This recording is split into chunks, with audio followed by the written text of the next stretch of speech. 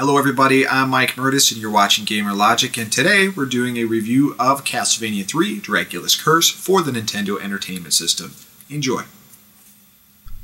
Castlevania 3 Dracula's Curse was released on September 1st of 1990 in North America. It was the final Castlevania game on the NES if you don't count the various spin-offs that came afterwards on the system. For its final run on the NES, the series went out with a bang, expanding the Castlevania storyline as a prequel and returning to its series roots with gameplay based on Castlevania 1 and not the RPG open-world elements of Castlevania 2.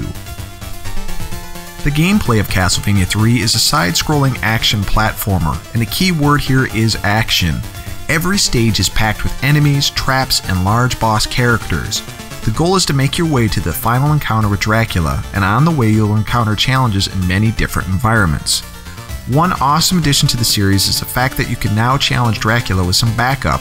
3 different additional characters were introduced in this game, including Castlevania Symphony of the Night's Alucard, the son of Dracula. Each character has his or her own special traits that will either help or hinder you on the way to the end of the game. The controls in Castlevania 3 are fairly solid, but like any platformer, you will have moments where the controls do not respond fast enough at critical times. One example is when you're fighting the dreaded armored Axeman.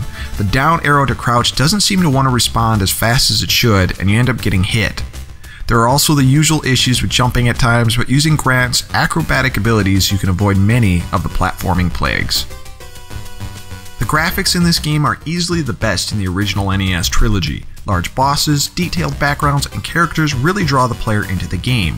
Unfortunately, due to the lack of the VRC6 chip that was used in the Japanese version of the game, the North American release is missing a good chunk of backgrounds, enemy sprites, and even better stage effects. But back in 1990, many people didn't know that in North America, and even today, this version still holds its own. The music in this game has some of my favorite Castlevania tunes in the series. Almost every level has its own unique tune that really sets the mood to the level. Some of my favorite songs are in the Underground Aquarius level, the Clock Tower, and the Castle Bridge.